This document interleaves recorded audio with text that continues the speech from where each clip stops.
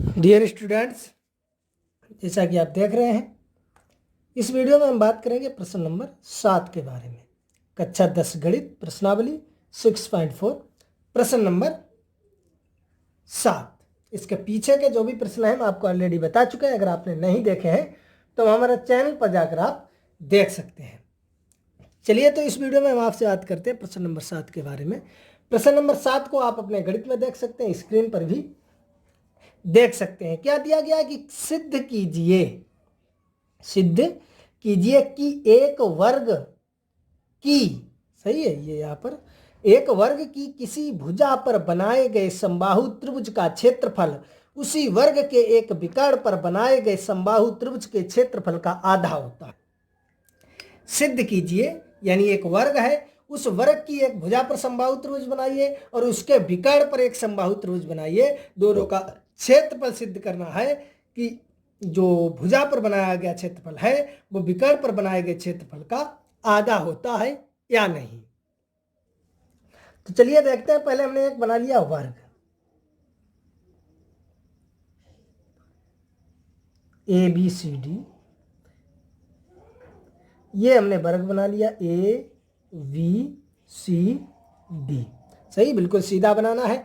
वर्ग की आपको मालूम है चारों भुजाएं बराबर होती हैं और प्रत्येक कोण जो है वो 90 अंश का होता है। किसी एक भुजा पर मान लिया हमने ये वर्ग है और वर्ग की भुजा ये A सेंटीमीटर हो गई। सही है, तो आपको ज्ञात होगा कि वर्ग की चारों भुजाएं बराबर हैं। अगर ये A है तो ये भी A होगी, ये भी A होगी और ये भी ये होगी। सही है, तो बनाया गया समबाहु त्रिभुज। हमने इस भुजा पर ये समबाहु त्रिभुज बना दिया, यानी समबाहु त्रिभुज की सभी भुजाएं बराबर होती हैं। अब ये A हो गया तो ये भी A होगा। सही है, और ये समबाहु त्रिभुज बनाया गया है तो ये भी A सेंटीमीटर, ये भी A सेंटीमीटर हो जाएगा। इसका नाम हमने E डाल दिया। सही है, और आपका कह रहा है कि एक विकर्ण, हमने एक विकर्ण खींच लिया AC, चाहे BD, कोई भी एक विकर्ण खींच लो। सही, विकर्ण पर बनाया गया समबाहु त्रिभुज, तो इस पर यानी जितना विकर्ण की ये लंबाई है इतनी ही इनकी लंबाई होगी क्योंकि समबाहु त्रिभुज है। सही है, इसका नाम हमने F डाल दिया। विकर्ण पर बनाया गया समबाहु त्रिभुज। आपको मालूम है वर्ग का विकर्ण क्या होता है, भुजा √2 होता है। वर्ग का विकर्ण भुजा √2, तो ये विकर्ण की लंबाई हो जाएगी A√2। समबाहु त्रिभुज है तो ये भी हो जाएगा आपका A√2 और ये भी आपका हो जाएगा A√2।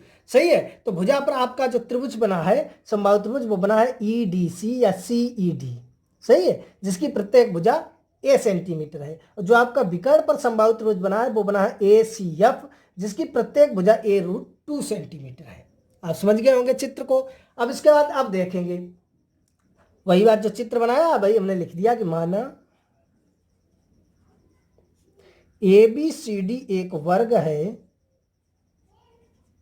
एक वर्ग है जिसकी भुजा A सेंटीमीटर है। सही, मैंने लिख दिया कि माना ABCD कोई वर्ग है जिसकी भुजा जो है वो A सेंटीमीटर है। सही है, तब विकर्ण,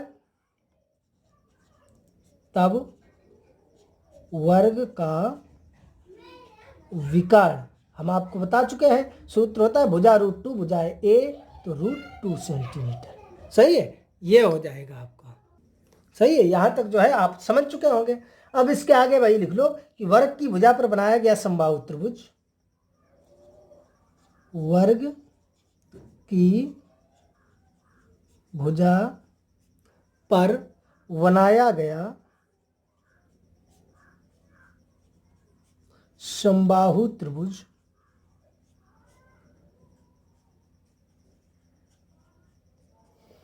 समबाहु त्रिभुज कौन सा है, CED तथा विकर्ण पर बनाया गया समबाहु त्रिभुज, बनाया गया समबाहु त्रिभुज आप देख सकते हैं ACF है। सही है, अभी तक मैंने कुछ नहीं किया, सिर्फ चित्र बनाकर आपको दिखाया, आप देख सकते हैं। उसके बाद मैंने वही लिख दिया कि माना ABCD एक वर्ग है जिसकी भुजा A सेंटीमीटर है, तब वर्ग का विकर्ण जो है भुजा √2 सूत्र होता है, तो a √2 सेंटीमीटर हो जाएगा। फिर उसके बाद मैंने वही लिख दिया कि वर्ग की भुजा पर बनाया गया समबाहु त्रिभुज CED तथा वर्ग की विकर्ण पर बनाया गया जो है समबाहु त्रिभुज ACF है। सही है, ACF है। अब यहां से जो है देखेंगे समबाहु त्रिभुज, आपको मालूम है कि प्रत्येक भुजा, सही है, समबाहु त्रिभुज क्योंकि प्रत्येक भुजा बराबर होती है, आपको ज्ञात है। तो यहाँ से a है तो इसकी सभी भुजाएं a, ये √2 है तो ये √2 हो जाएगी। सही है, तो यहाँ से अगर आप लिखना चाहें तो लिख भी सकते हैं त्रिभुज CED की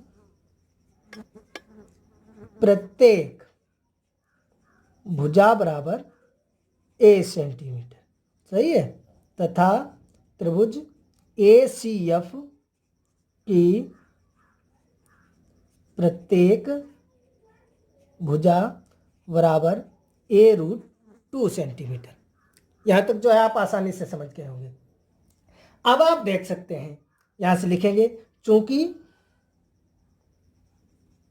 दोनों त्रिभुज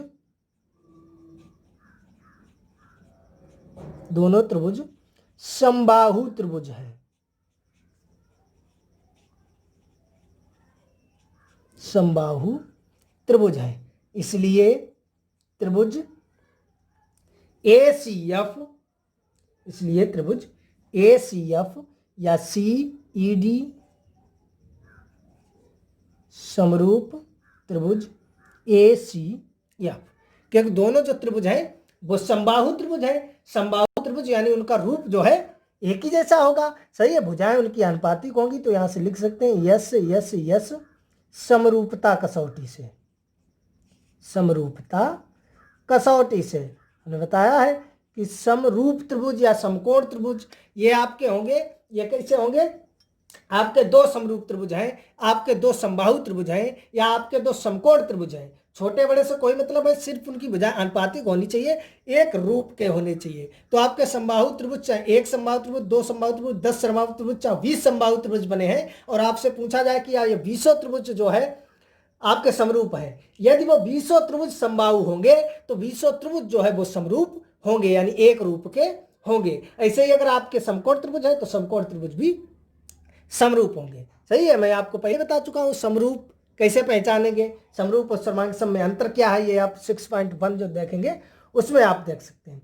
तो दोनों त्रिभुज जो है समरूप है, और आपको यहां से मालूम है कि समरूप त्रिभुज के क्षेत्रफल का जो है, आपको मालूम है कि समरूप त्रिभुजों का जब हम क्षेत्रफल निकालते हैं तो उनके भुजाओं जो है अनुपातिक भुजाएं होती हैं उनके वर्ग के बराबर होता है। सही है, तो यहां से अब हम लिख सकते हैं तब क्षेत्रफल त्रिभुज CED अपान क्षेत्रफल त्रिभुज ACF बराबर, सही है, CED अपान ACF बराबर भुजाएं अनुपातिक भुजाएं उनका वर्ग। तो इसकी प्रत्येक भुजा कितनी है A, और ACF इसकी प्रत्येक भुजा कितनी है a √2 इसका वर्ग। सही है, अनुपातिक जो संगत भुजाएं हैं उनका अनुपात और वर्ग होता है। तो ये आपका हो जाएगा क्षेत्रफल त्रिभुज CED अपान क्षेत्रफल त्रिभुज ACF बराबर, ये a से a कट जाएगा। सही है, तो बचेगा 1/√2 और इसका वर्ग है, तो कर दिया। और देखो यहां से ये हो जाएगा क्षेत्रफल त्रिभुज CED अपान क्षेत्रफल त्रिभुज ACF बराबर, एक का वर्ग करेंगे एक ही, और √2 का वर्ग करेंगे तो रूट हट जाएगा 2। सही है, या यहां से लिख सकते हैं क्षेत्रफल त्रिभुज CED बराबर 1/2, ये भाग में है उधर पहुंच जाएगा गुणा में क्षेत्रफल त्रिभुज ACF। सही है, और यही तो आपका सिद्ध करना है कि जो विकर्ण पर आपका जो त्रिभुज बना है ACF, उसका क्षेत्रफल जो है, जो आपका ये भुजा पर बना है, इसके जो है होता है। सही है, जो इसका जो भुजा पर आपका क्षेत्रफल बनेगा, जो आपका भुजा पर त्रिभुज बनेगा CED, इसका क्षेत्रफल जो विकर्ण पर त्रिभुज बनेगा उसका आधा होता है। यही आपका सिद्ध करना था। तो देख सकते हैं आप पुनः इसी को प्रश्न को तो प्रश्न आप अपने गणित में देख सकते हैं, डायरेक्ट हल की तरफ गौर करेंगे। हल की तरफ आप पहले चित्र को देखें। मैंने ABCD एक वर्ग बना लिया, आप देख सकते हैं ABCD ये आपका कोई वर्ग है जिसकी प्रत्येक भुजा a सेंटीमीटर है, सही है। कोई भी एक भुजा पर आप बना सकते हैं समबाहु त्रिभुज। हमने ये ऊपरी वाली भुजा पर बना लिया समबाहु त्रिभुज, यानी समबाहु समान भुजाएं होनी चाहिए। इस भुजा पर बनाया, प्रत्येक भुजा a है तो इसकी भी ये a हो जाएगी, इसकी भी ये a हो जाएगी। और एक विकर्ण पर बनाना है तो चाहे BD पर बनाओ चाहे AC पर, किसी विकर्ण पर आपको एक समबाहु त्रिभुज बनाना है। समबाहु समान भुजाएं तो आपका विकर्ण जो है वो a√2 होगा, भुजा √2 सूत्र होता है, तो ये भी आपकी a√2 हो जाएगी और ये भी आपकी a√2 हो जाएगी, सही है। उसके बाद आपको कुछ नहीं करना है भाई, मैंने लिख दिया कि माना ABCD एक वर्ग है जिसकी प्रत्येक भुजा जो है वो a सेंटीमीटर है, तो वर्ग का विकर्ण जो है आपको मालूम है सूत्र होता है भुजा √2, तो यहां से आपका आ जाएगा a√2 सेंटीमीटर, सही है। यहां तक आप समझ चुके हैं। इसके बाद मैंने वही लिख दिया है कि वर्ग की भुजा पर बनाया गया समबाहु त्रिभुज CED तथा विकर्ण पर बनाया गया समबाहु त्रिभुज ACF है, वो आप भी देख सकते हैं। भुजा पर CED बना है और जो है विकर्ण पर ACF बना है, सही है। तो CED की प्रत्येक भुजा आप देख सकते हैं, जो आपका त्रिभुज बना है CED इसकी प्रत्येक भुजा a सेंटीमीटर है, और जो आपका त्रिभुज बना है ACF इसकी प्रत्येक भुजा a√2 सेंटीमीटर है। अब यहां से आप गौर करेंगे कि दोनों त्रिभुज, मैंने लिखा चूंकि दोनों त्रिभुज समबाहु त्रिभुज है, आपका सवाल ही कह रहा है समबाहु त्रिभुज बनाना है, तो दोनों त्रिभुज समबाहु त्रिभुज है, तब दोनों त्रिभुज समरूप भी होंगे। यस समरूपता कसौटी से। जो समरूप है तो समरूप त्रिभुजों का क्षेत्रफल का मैंने सूत्र लगाया, क्षेत्रफल त्रिभुज CED अपान क्षेत्रफल त्रिभुज ACF बराबर जो अनुपातिक भुजाएं हैं, संगत भुजाएं, उनके अनुपात का वर्ग, सही है। तो यहां से इसे सॉल्व किया और ये आपका आ गया, यही आपका सिद्ध करने को था, सही। आई होप आपको अच्छी तरह से समझ में आ गया होगा। कहीं पर कोई प्रॉब्लम है, समस्या है, कमेंट बॉक्स में हमें बता सकते हैं, हम पुनः समझाने की कोशिश करेंगे। वैसे मैंने पूरी कोशिश की है कि आपको अच्छी तरह से समझ में आ जाए। चलिए मिलेंगे नेक्स्ट वीडियो में प्रश्न नंबर 8 के साथ।